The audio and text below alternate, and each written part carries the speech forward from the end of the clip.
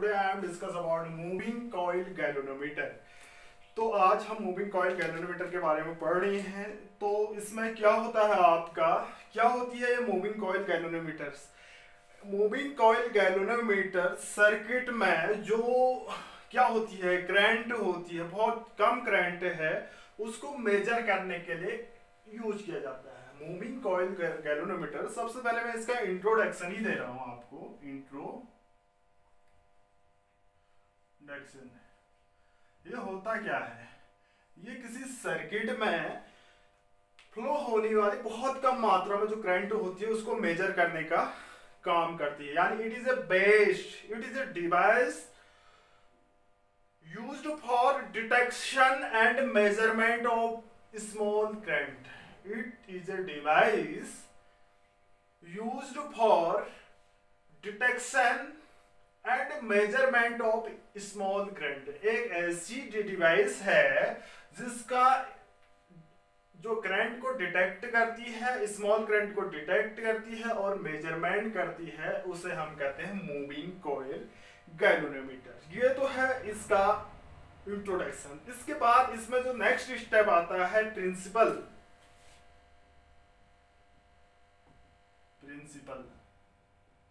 किस प्रिंसिपल पर बेस्ड है। तो यह किस प्रिंसिपल पर वर्क करता है, जब हम करते हैं यूनिफॉर्म मैग्नेटिक फील्ड में कोई कॉइल में अगर करंट फ्लो करते हैं, जब यूनिफॉर्म मैग्नेटिक फील्ड में हम किसी कॉइल में करंट फ्लो की जाती है तो उस कॉइल में एक डिफ्लेक्शन फोर्स टॉर्क वर्क करने लगता है। जब हम किसी कॉइल को यूनिफॉर्म मैग्नेटिक फील्ड में रखते हैं, उसमें करंट फ्लो करते हैं, तो उस कॉइल पर एक डिफ्लेक्शन फोर्स यूज होता है या डिफ्लेक्शन फोर्स, जिसे टॉर्क फोर्स टॉर्क वर्क करने लगता है, जिसका मैग्नीट्यूड जिसका रिजल्ट उस कॉइल में फ्लो होने वाली करंट की पर डिपेंड करता है। यानी उसकी जो स्ट्रॉन्गेस्ट है, जो आपकी कितनी इंटेंसिटी है, स्ट्रॉन्ग है या वीक है, किस पर डिपेंड करेगी। उस कॉइल में जो फ्लो हो रही है करंट उस पर डिपेंड करेगी। मैंने क्या कहा, यह किस प्रिंसिपल पर वर्क करता है, जब हम यूनिफॉर्म मैग्नेटिक फील्ड में कोई कॉइल को रखते हैं, उसमें करंट फ्लो करते हैं, तो इसमें क्या होता है, तो वह कॉइल में एक डिफ्लेक्शन फोर्स टॉर्क वर्क करने लगता है, जिसका रिजल्टेंट जो कॉइल है उसमें जो करंट है कितनी वीक है या स्ट्रॉन्ग है, किस पर डिपेंड करेगा, करंट पर डिपेंड करेगा। और जो फोर्स किस पर डिपेंड करेगा, वो करंट पर डिपेंड करेगी। तो इसके टाइप्स भी होते हैं। इसके टाइप्स होते हैं आपके, बहरहाल हम नॉर्मल वाले बता रहे हैं। टाइप्स जो होते हैं, एक होता है आपका सस्पेंडेड कॉइल गैल्वेनोमीटर, जो हम पढ़ेंगे अभी, सस्पेंडेड कॉइल गैल्वेनोमीटर। दूसरा है पायोटेड कॉइल या वेस्टर्न टाइप गैल्वेनोमीटर। तो दोनों एक ही प्रिंसिपल पर है। ये है आपका सस्पेंडेड कॉइल गैल्वेनोमीटर टाइप, वही पढ़ रहे हैं हम, सस्पेंडेड कॉइल गैल्वेनोमीटर्स। यानी इसके जो टाइप हम पढ़ रहे हैं आपका सस्पेंडेड कॉइल गैल्वेनोमीटर, ठीक है, सस्पेंडेड कॉइल गैल्वेनोमीटर, ठीक है। अब इसी को हम डिस्कस कर रहे हैं प्रिंसिपल। अब इसका जो कंस्ट्रक्शन है आपका, नेक्स्ट स्टेप प्रिंसिपल के बाद कंस्ट्रक्शन।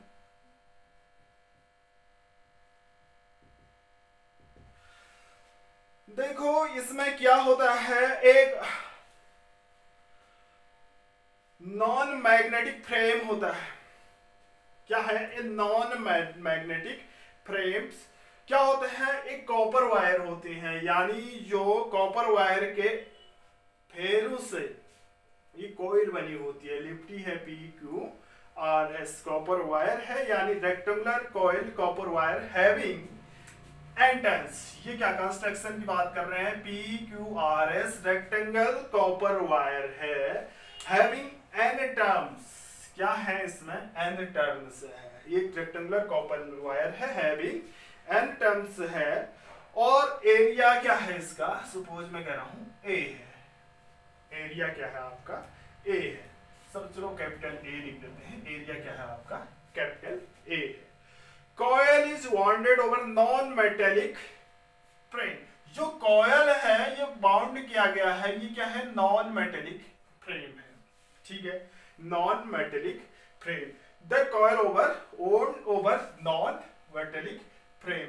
जहां पर टी जो है T1 T2 की बात करते हैं, T1 T2 जो T है ये T1 T2 है, ये नॉन मेटेलिक फ्रेम बाहर का है। T1 T2 इसे कहते हैं टॉरिजन हेड।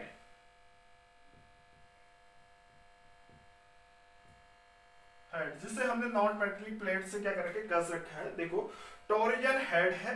H जो है आपका, H जो है यहां पर जो H है thin highly elastic hair spring है, थिन हाईली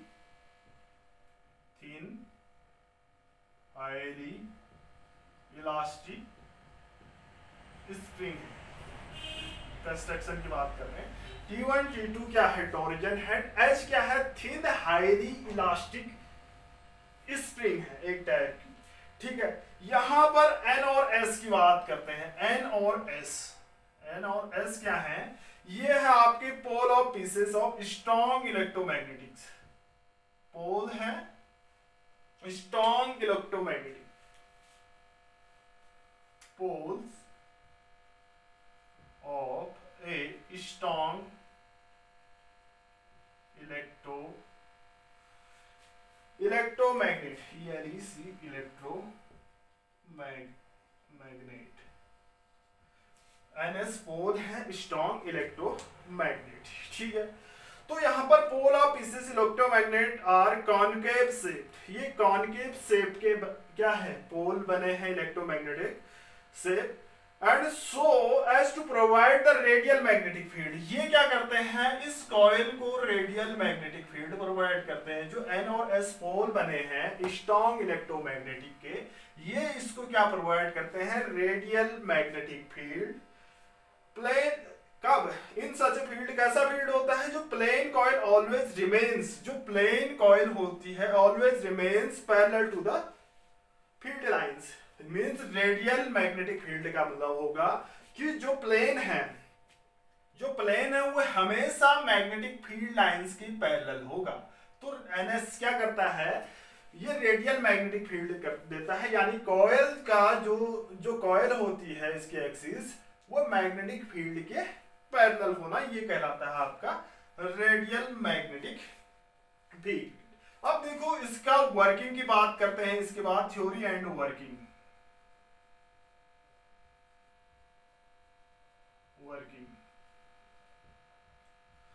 अब क्या होगी इसकी थ्योरी, देखो the current to be measured is made to pass torque through. जो करंट है हमारी वो क्या हो रही है, मेजर करते हैं, current to be measured is made to pass through T1 and T2। जो टॉरिजन हेड है T1 and T2, this current produce a torque. Pass यहां से करंट होगी, ये करंट टॉर्क प्रोड्यूस करती है किसमें, रेक्टेंगुलर कॉइल इन वायर, यार जो रेक्टेंगुलर इन वायर PQRS में क्या करती है, करंट प्रोड्यूस करती है और इसको क्या करती है, रोटेट करती है।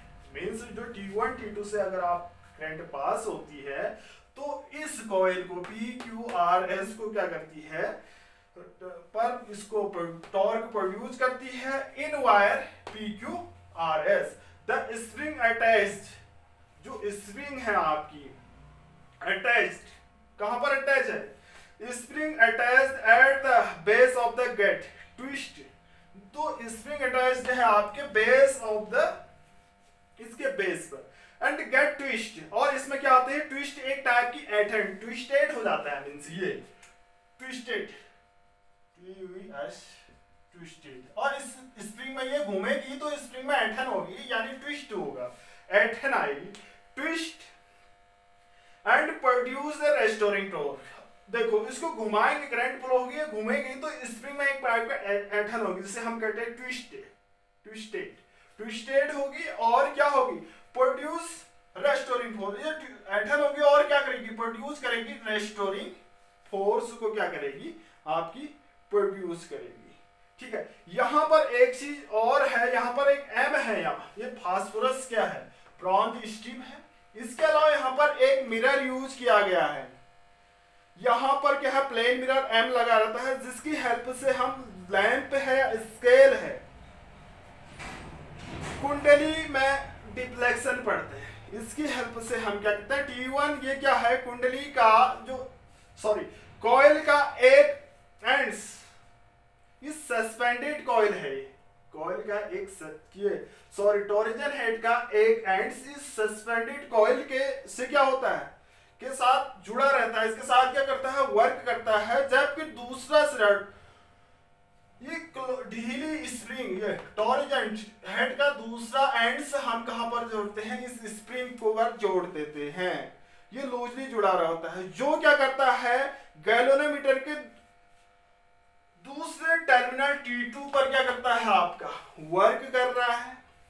ठीक है, तो जिसमें हम कॉइल में जीरो डिफ्लेक्शन, जीरो पोजिशंस लाने में हम क्या करते हैं, इसको रोटेट करते हैं, तो फास्फोरस ब्रांच के साथ ये फास्फोरस ब्रांच है आपका, इसके साथ एक प्लेन मिरर एम क्या लगा रहता है, जिसकी हेल्प से हम लैंप या स्केल की हेल्प से हम क्या करते हैं, इसमें डिफ्लेक्शन को पढ़ते हैं। ठीक है, इसमें हम क्या करते हैं, डिफ्लेक्शन को पढ़ते हैं।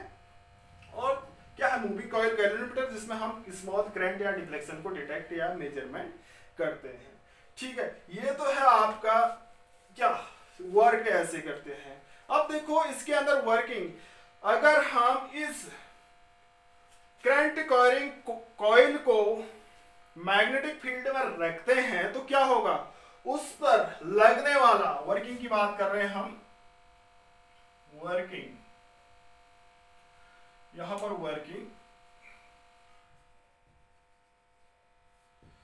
वर्किंग ही हो रही है, छोरी वर्किंग। अगर हम इस क्या करते हैं, इस करंट कॉइल कंडक्टर को हम क्या करते हैं, मैग्नेटिक फील्ड में रखते हैं, यूनिफॉर्म मैग्नेटिक फील्ड में, तो उसमें क्या आता है, जो टॉर्क प्रोड्यूस होता है, टॉर्क इक्वल टू क्या होता है, NIAB sin theta, torque equal to NIAB sin theta, जो हम पढ़ चुके हैं। ठीक है, ए क्या है, एरिया हमें पहले, एन क्या है, number of turns in coils, I क्या है, इस कॉइल में करंट क्या हो रही है, आपकी फ्लो हो रही है, इस करंट में ऐसी करंट फ्लो हो रही होगी, एक साइड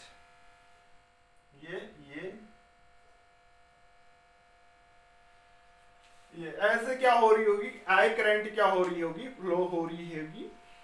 और बी क्या है, मैग्नेटिक फील्ड है, ये हम पढ़ चुके हैं। थीटा क्या है,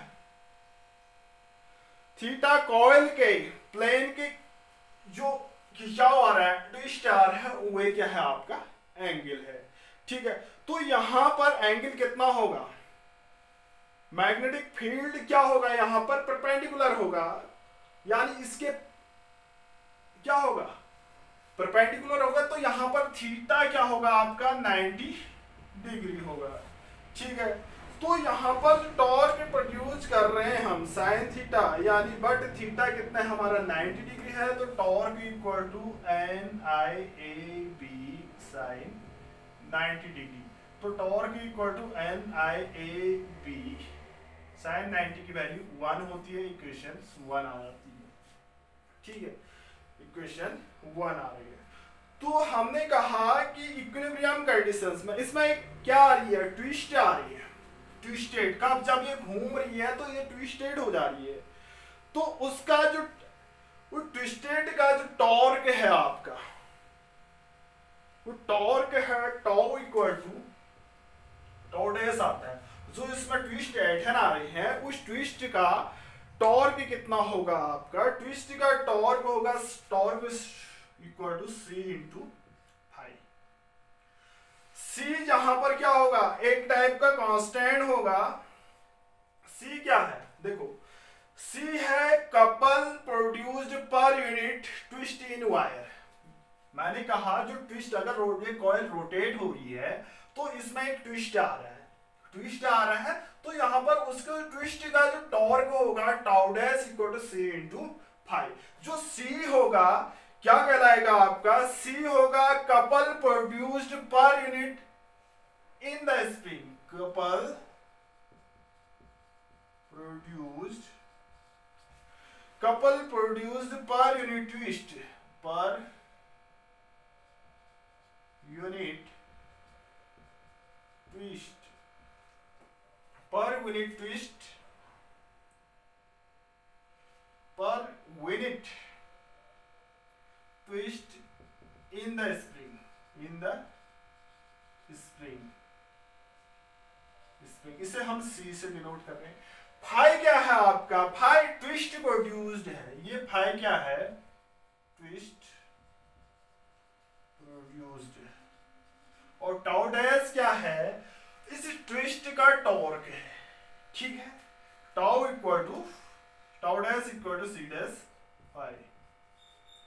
इन इक्विलिब्रियम कंडीशंस, इन इक्विलिब्रियम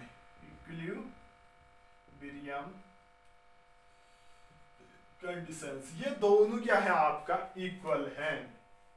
सी, ये N I A B is equal to C phi, I is equal to हम फाइंड कर रहे हैं C upon N A B, N A B into phi, C upon N A B into phi.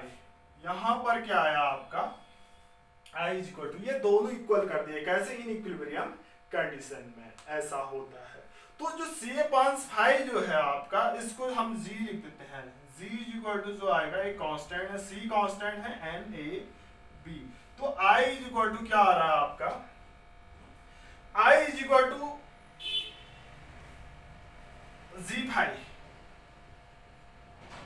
जो G है, where G is a galvanometer, G is called galvanometer constant, where G is called galvanometer constant, G क्या होगा यहाँ पर, एक galvanometer constant होगा।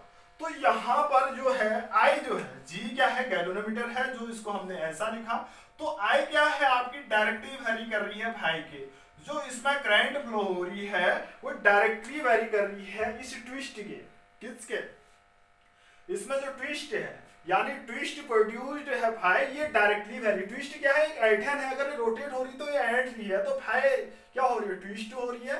सी क्या है, couple produced per unit twist in spring, C में, और टाउ डैश क्या है, उस ट्विस्ट का टॉर्क है, जब हम कॉइल को रोटेट कर रहे हैं उस पर टॉर्क ये है, ठीक है। ये तो है आपका जो करंट। अब यहां से क्या कंक्लूजन निकलता है, डिफ्लेक्शन प्रोड्यूस जो हो रही है, आई जो करंट जो deflection produce directly proportional to current flow in the circuit, जो deflection produce, thus deflection produce is directly proportional to the current flowing in the circuit. ये भाई क्या है आपका, ट्विस्ट है, ऐंठन है, डिफ्लेक्शन प्रोड्यूस,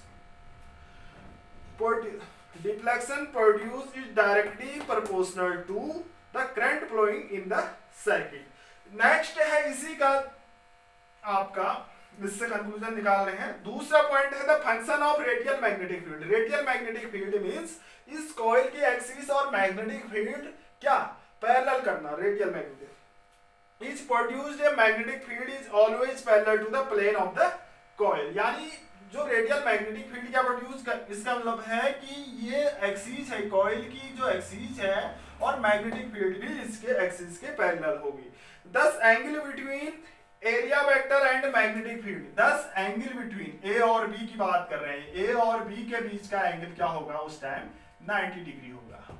कब, जब हम क्या कर रहे हैं रेडियल मैग्नेटिक फील्ड के कंडीशन में, ये क्या होगा एरिया वेक्टर और मैग्नेटिक फील्ड के बीच का एंगल क्या होगा 90 डिग्री होगा। This help the achieving the calibration of the linear nature, ठीक है।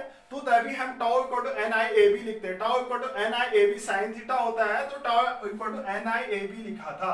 रेडियल मैग्नेटिक फील्ड का मतलब क्या होता है, उस time magnetic field area vector के परपेंडिकुलर होगा, तो इसके बीच का एंगल 90 डिग्री होगा। मैंने ऐसा लिखा था, tau equal to N I A B sine theta लिखा था, N I a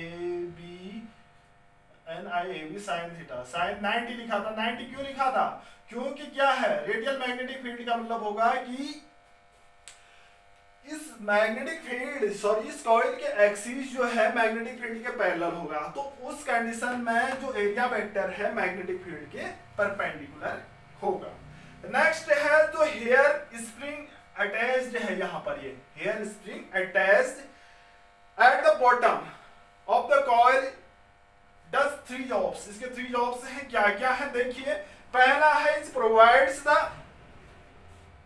passage for the current in the circuit. ये करंट सर्किट में क्या करता है, करंट प्रोवाइड करता है। दूसरा है it keeps a coil position and most important, यानी ये पोजीशन कॉइल की position, it keeps coil in the position and most importantly.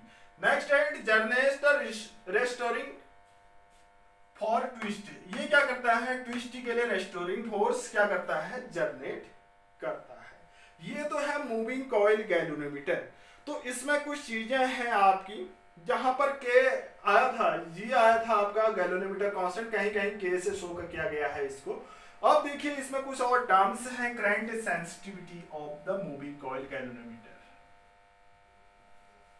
Current sensitivity, current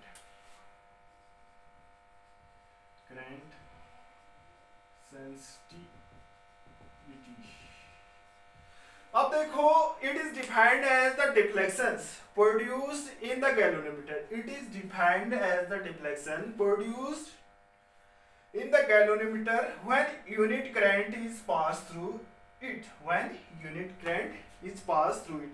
ये कैसे डिफाइन कर सकता है, deflection produced in galvanometer when unit current in passed through it. जब इसमें से यूनिट करंट पास होती है उसे हम कहते हैं करंट सेंसिटिविटी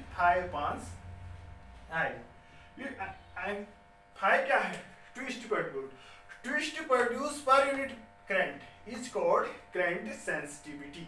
देखो फाई की वैल्यू हम निकाल चुके हैं, कैसे निकालते हैं, यहां से फाई देखिए, फाई इज इक्वल टू क्या होगा आपका NIAB upon C, NIAB upon C है। यहां पर फाई की वैल्यू रखेंगे NIAB अपॉन C इंटू I से I कैंसिल होगा, S equal to NAB upon C, S is equal to NAB upon C। ये क्या होगा, करंट सेंसिटिविटी। अब देखो ये कहां पर डिपेंड करती है, ये कैसे डिपेंड करेगी, देखिए इट्स यूनिट जो करंट सेंसिटिविटी की यूनिट है रेडियन पर एम्पियर होगी, या तो रेडियन पर एम्पियर या division per ampere, division per ampere. Unit क्या होगी, करंट सेंसिटिविटी की unit radian per ampere, radian per ampere या डिवीजन पर एम्पियर। ठीक है, ये यूनिट होते हैं। करंट सेंसिटिविटी कब इंक्रीज कर सकते हैं, इसकी सेंसिटिविटी मूविंग कॉइल गैल्वेनोमीटर में करंट सेंसिटिविटी कब इंक्रीज कर सकते हैं। पहला पॉइंट, कैसे इंक्रीज कर सकते हैं, increase the number of turns.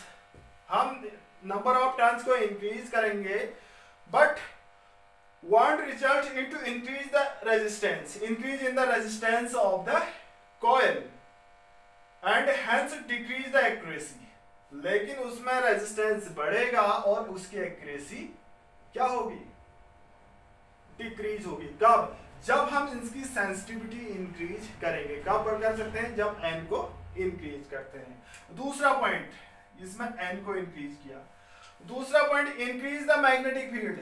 हम क्या करते हैं, इंक्रीज मैग्नेटिक फील्ड। b को इंक्रीज करेंगे तो ये क्या होगा, सेंसिटिविटी इंक्रीज होगी। तो यहां से क्या होगा आपका, दिस वांट रिक्वायर्ड, इसके लिए क्या required, heavy and big magnet. इसके लिए हमें क्या चाहिए, हैवी और बिग मैग्नेट चाहिए कि यहां पर मैग्नेटिक फील्ड की इंटेंसिटी ज्यादा करने के लिए।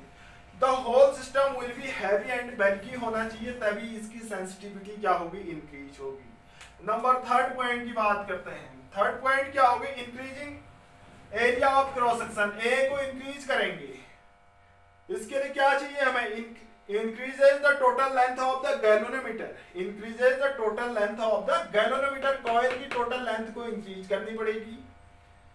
the resistance of the coil, अगर लेंथ को इंक्रीज करेंगे तो रेजिस्टेंस भी क्या होगी, इंक्रीज होगी, और accuracy will of the device decrease होगी एरिया बढ़ने पर। मैंने जस्ट टर्न्स बढ़ रहे हैं तो उसका रेजिस्टेंस बढ़ रहा है तो एक्यूरेसी कम हो रही है। ऐसी एरिया बढ़ेगा तो क्या होगा, एरिया बढ़ेगा तो इसका रेजिस्टेंस बढ़ेगा और उसकी एक्यूरेसी कम होगी।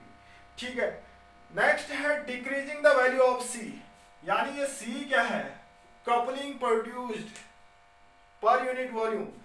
तो अगर सी की वैल्यू कम करेंगे, लास्ट है सी डिक्रीज कर रहे हैं, सी डिक्रीज करेंगे तो गैल्वेनोमीटर की सेंसिटिविटी क्या होगी, इनकी करंट सेंसिटिविटी इंक्रीज होगी। ये कब अचीव कर सकते हैं, hair spring up and phosphorus, this is achieved by taking hair and ये फास्फोरस ब्रांच ये है, इसकी और इसकी हेल्प से ये सी को हम क्या कर सकते हैं, कम कर सकते हैं, तो उसकी करंट सेंसिटिविटी क्या होगी, इंक्रीज होगी। दूसरा है इसी की तरह voltage sensitivity of a galvanometer, moving coil, voltage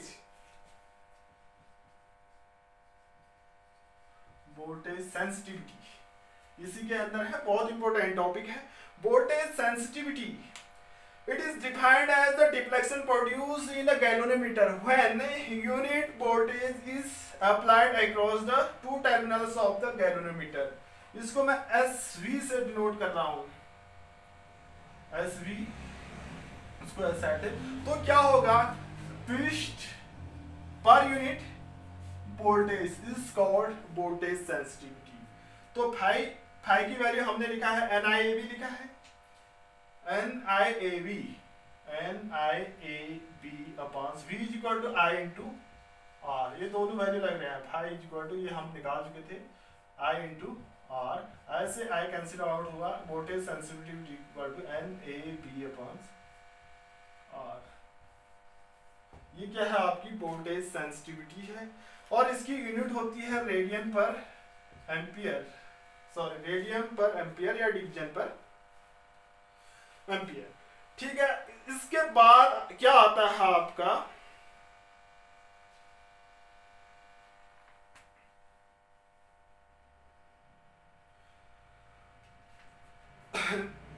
तो कैसे हम क्या कर सकते हैं, तो इसमें क्या होगा आपका, ये तो रेजिस्टेंस है, यूनिट रेडियन पर एम्पियर या division per ampere. Resistance of a galvanometer कितना हो जाएगा, resistance of a galvanometer R equal to V upon I। इस गैल्वेनोमीटर का रेजिस्टेंस कितना होगा, इसको मैंने क्या किया, V अपॉन 5 से डिवाइड भी किया, 5 से मल्टीप्लाई भी किया, 5 से डिवाइड भी किया और 5 से मल्टीप्लाई भी किया। ये देखो 5 अपॉन I क्या कहलाएगा आपका, 5 अपॉन I है SI current sensitivity, 5 upon V है, V अपॉन 5 क्या होगा आपका 1 upon SJ voltage, sorry SV voltage sensitivity, SI क्या है 5 अपॉन I है, V अपॉन 5 क्या है 1 अपॉन वोल्टेज सेंसिटिविटी। तो रिलेशन क्या हो जाएगा आपका, R इज इक्वल टू क्या होगा, V अपॉन 5 के 1 अपॉन SV इंटू SI। तो R इज इक्वल टू क्या हो जाएगा, this implies that R is equal to आपका आ रहा है SI अपॉन SV, यानी जो रेजिस्टेंस है गैल्वेनोमीटर में, sensitivity of current upon sensitivity of voltage, इसका रेशियो क्या कहलाएगा आपका, रेजिस्टेंस कहलाएगा। ठीक है, ये तो है आपकी क्या है। इसके अलावा ये तो हो गया आपका moving coil galvanometer complete, suspended coil moving coil galvanometer. इसके अलावा जो आपके पायोटेड मूविंग कॉइल गैल्वेनोमीटर है, इसमें ऐसा कुछ है नहीं, तो इसमें क्या है देख लो थोड़ा थोड़ा, इसमें क्या होता है पायोटेड मूविंग कॉइल गैल्वेनोमीटर या western type moving coil galvanometer. अब देखिए इसी के अंदर है, थोड़ा सा बचा है, ये पूछा नहीं जाता है, वैसे भी इसी पर वर्क है। Western type galvanometer, western type galvanometer या पायोटेड कॉइल गैल्वेनोमीटर, इसको भी ऐसा भी लिख सकते हैं, पायोटेड कॉइल गैल्वेनोमीटर। देखो ये क्या है, इसको हम क्या करते हैं जो लेबोरेटरी में हम क्या करते हैं, ईस्ट वेस्टर्न टाइप गैल्वेनोमीटर का प्रयोग करते हैं, लेबोरेटरी में करते हैं वेस्टर्न टाइप गैल्वेनोमीटर जो हमारे लैब के अंदर होगी। यहाँ पर कुछ ऐसा नॉर्थ पोल होता है, ये नॉर्थ होता है, और यहाँ पर क्या है, ये साउथ है, और बीच में देखो। अब देखो इसका प्रयोग हम क्या करते हैं, पाइवटेड कॉइल्स क्या होते हैं, लो कम सेंसिटिव, और क्या होता है अधिक क्या होते हैं, इजीली मिलते हैं, सुविधाजनक होती हैं। इसका कंस्ट्रक्शन की बात करते हैं, कैसे बनता है आपका पाइवटेड कॉइल गैल्वेनोमीटर। इसमें क्या होता है, कॉपर वायर क्या होता है, कॉपर वायर लेते हैं, इसके कॉइल बनाते हैं, यानी नंबर ऑफ 10 एंड टर्न्स लेते हैं। इसको हम क्या करते हैं, एक नॉन मैग्नेटिक फ्रेम में क्या करते हैं, लपेट लेते हैं। कुछ इस टाइप का होगा आपका, ये क्या है, कॉपर वायर है, इसको इसमें क्या करते हैं, कॉपर वायर के टर्न्स लगा देते हैं, और इसको हमने क्या किया, नॉन मैग्नेटिक फ्रेम में क्या कर दिया, लपेट दिया। इसको हमने क्या किया, नॉन मैग्नेटिक फ्रेम में लपेट दिया। तो फ्रेम के ये है, फ्रेम का सिरा है आपका, एंड्स है, व्हीलिंग किल की। तो देखो यहां पर इस सिरे में क्या होता है, आपका मीटर टाइप का बना रहता है आपका, ये नॉर्थ और ये साउथ है। तो इसमें क्या होता है, स्प्रिंग होते हैं इसमें S1 और S2, एक स्प्रिंग यहाँ नीचे लगी होती है, एक स्प्रिंग यहाँ पर S2 S1 ऐसे स्प्रिंग लगी रहती है, ठीक है, S1 S2 स्प्रिंग।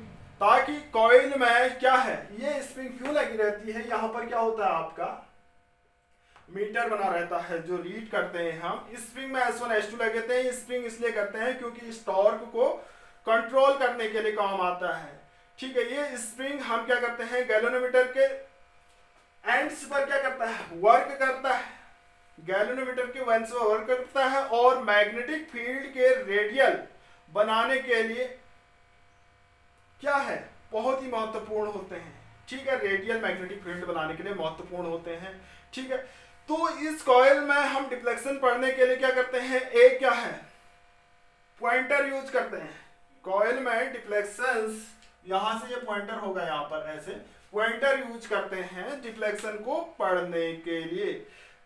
इसमें ये स्केल बना होता है, सर्कुलर बना होता है आपका, जिसमें शून्य से आपके क्या होगा, ये मिडिल में शून्य होगा, यहाँ को और यहाँ को वेरी कर रहे होंगे आपके डिविजन्स।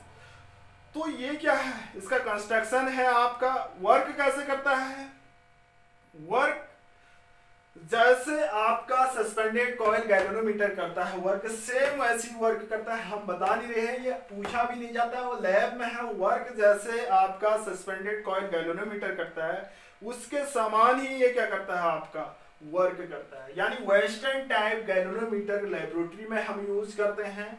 और ये क्या करते हैं, नॉर्थ और साउथ पोल के बीच हम क्या करते हैं, कोई कॉपर वायर के लपेट कर हम क्या करते हैं, उसको नॉन मैग्नेटिक फ्रेम में लपेट देते हैं, और स्प्रिंग S1 और S2 की हेल्प से हम क्या करते हैं, एक पॉइंटर की हेल्प से एक सर्कुलर स्क्वायर की ओर लगा देते हैं। यहाँ से हम डिफ्लेक्शन नोट करते हैं, और इसका जो वर्किंग है और प्रिंसिपल है, लगभग वर्किंग और principle same moving coil galvanometer की तरह बिहेव करता है। वेस्टर्न टाइप ये पूछा नहीं जाता, लेबोरेटरी में है हमारे, फिर भी आपके लिए आइडिया मिल चुका है क्या करता है, लेबोरेटरी के लिए काम में करते हैं। और ये क्या है,